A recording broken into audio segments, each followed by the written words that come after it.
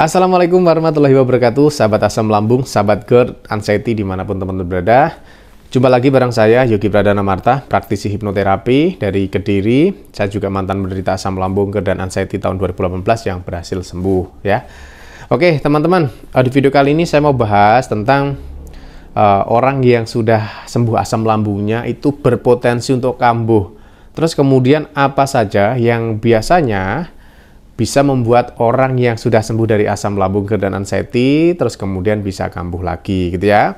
Nah, sebelum tak lanjutkan, teman-teman bisa subscribe dulu video ini, terus kemudian minta tolong di-share, di-like ya, supaya nanti ketika saya mengupload video terbaru itu nanti bisa teman-teman mendapatkan notifikasi atau pemberitahuan gitu ya, supaya nanti bisa kita diskusi terus-menerus permasalahan asam lambung, GERD, dan anxiety disorder gitu.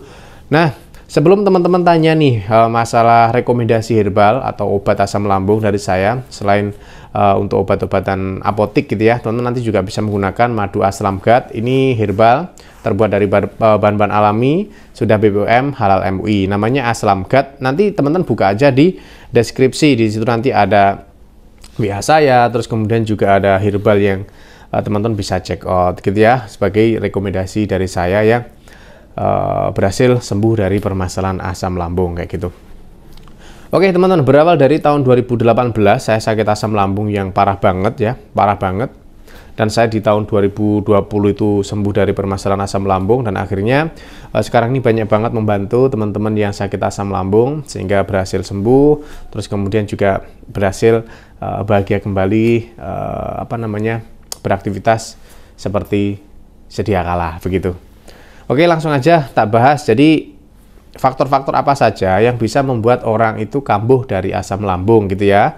Jadi ketika seseorang sudah bisa sembuh dari asam lambung bukan berarti itu nanti tidak bisa kambuh.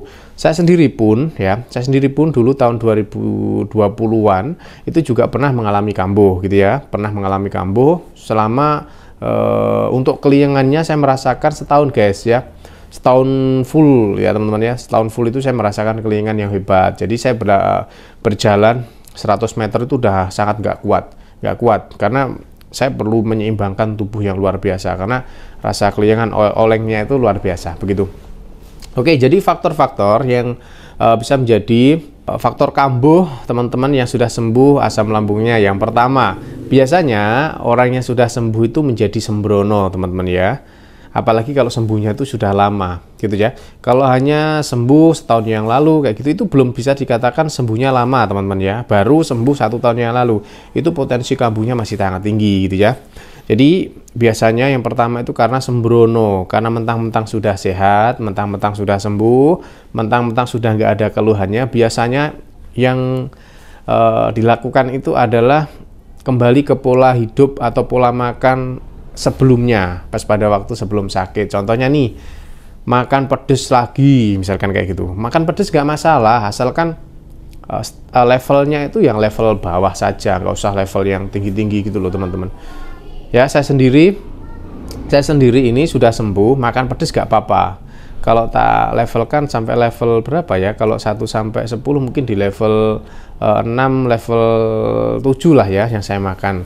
Itu alhamdulillah tidak pernah kambuh kayak gitu ya. Jadi itu guys, karena sembrono ya, jadi makan pedes yang kurang wajar. Terus kemudian nanti makan yang pantangan tetapi tidak dijeda-jeda gitu loh ya. Misalkan nih dalam 1 hari misalkan makan mie instan, terus kemudian pengen makan coklat, sikat makan coklat, pengen makan pedes, sikat makan pedes kayak gitu. Nah biasanya dalam 1 hari makan makanan pantangan beberapa jenis itu nanti juga bisa membuat potensi kambuh, meskipun tidak pasti kambuh gitu loh ya, tapi berpotensi untuk kambuh kayak gitu. Terus kemudian kembali ke pola hidup yang sebelumnya, misalkan nih suka begadang, mentang-mentang sudah sembuh itu biasanya jadi suka begadang lagi gitu loh, suka begadang, terus kemudian tidurnya itu tidak teratur, jam tidurnya juga tidak teratur, jam makannya pun juga kadang tidak teratur karena mentang-mentang sudah sembuh begitu teman-teman. Terus kemudian kalau orang masih dalam proses pemulihan itu kan olahraganya rutin banget ya, berjemur, terus kemudian nanti afirmasi positifnya itu loh ya, self talknya itu kan dilakukan itu loh yang hipnoterapi kayak gitu loh ya. self hypnosis setiap malam itu didengarkan kayak gitu. Tapi biasanya kalau sudah sembuh, mentang-mentang sudah sembuh itu tidak menjaga itu semuanya. Jadi pikirannya dibuat stres lagi, terus kemudian nggak pernah olahraga lagi, jarang bergerak kayak gitu, minum air putih kurang. Seperti yang saya sampaikan tadi ya, makan makanan yang agak-agak berbau-bau pantangan lagi kayak gitu sih teman-teman ya. Berdasarkan pengalaman saya itu yang membuat seseorang itu bisa kambuh lagi gitu loh ya. Jadi memang orang sakit asam lambung itu bisa kembali sehat seperti sedia kala gitu, bisa. Contohnya saya sendiri itu sehat seperti sedia kala gitu ya. Cuma memang agak rawan gitu loh ya ketika makan pedas misalkan, itu nanti juga ada kalanya itu di perut jadi nggak enak kayak gitu loh teman-teman. Terus kemudian kalau terlalu capek banget, misalkan nyetir dari kota ini ke kota mana gitu ya, nyetir gitu ya, itu kadang-kadang itu migrain kadang-kadang itu di perut kerasa kembung, perih kayak gitu sih teman-teman. Tapi alhamdulillah kalau masalah-masalah itu sih tak anggap bukan kambuh ya teman, bukan kambuh itu, cuma itu sensasi-sensasi dikit sih ya. Itu sampai sekarang itu ada, malah dulu pas pada waktu sakit tuh gak ada keluhan-keluhan perut perih, itu gak ada saya dulu gitu ya. Jadi perut perih, kembung, begah itu yang kadang tak rasakan sampai saat ini ketika posisi capek banget. Misalkan perjalanan dari kota sini ke kota mana kayak gitu ya, perjalanan 5 jam, 6 jam, 8 jam kayak gitu, biasanya itu kalau kecapean kayak gitu guys, agak-agak migrain, terus kemudian perutnya kembung, perih, nyeri kayak gitu. Tapi biasanya tak minum madu asam gut seperti ini 2 sendok itu langsung sembuh alhamdulillah. Jadi saya sudah punya sudah punya andalan gitu loh ya, nggak perlu bingung-bingung lagi kayak gitu. Pokoknya tak bawa ini, kalau misalkan perut kembung, perih kayak gitu, begah, tak minumin, insya Allah jeda 2 menit 5 menit itu sudah kembali normal biasanya begitu. Jadi saya nggak perlu khawatir begitu.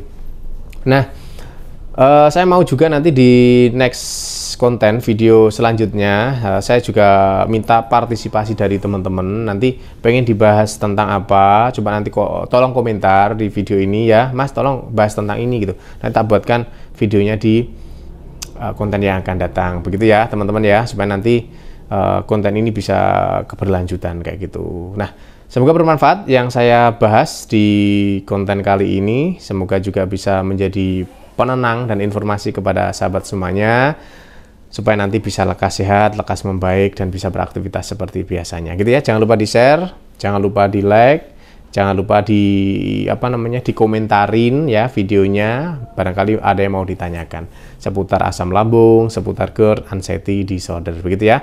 Nanti jangan lupa herbal terbaik untuk asam lambung, jangan lupa ingat-ingat namanya madu asam gut, asam lambung minggat gitu ya. Asam lambung pergi jauh-jauh, terbuat dari bahan-bahan alami, ekstrak kunyit, ekstrak kencur, ekstrak pala, madu, dan probiotik. Sudah BPOM teman-teman ya, dan tentunya halal MUI gitu ya. Semoga membantu. Terus kemudian nanti di next episode saya bahas tentang anxiety, bagaimana tips supaya cepat sembuh dari masalah anxiety gitu ya. Di sini saya juga punya andalan. Nanti teman-teman juga bisa lihat-lihat ini tak sepil dikit aja ya. Jadi orang anxiety itu nanti bisa sembuh hanya dengan menggunakan ini, rekaman ini. Teman-teman dengarkan setiap hari selama 2 bulan, insya Allah nanti bisa segera sembuh kayak gitu ya. Nanti kalau misalkan pengen tahu, buka aja di kolom deskripsi, di situ sudah ada link-linknya. Nanti silahkan teman-teman lihat. Oke, semoga membantu. Tak akhiri dulu videonya. Assalamualaikum warahmatullahi wabarakatuh. Salam sehat guys.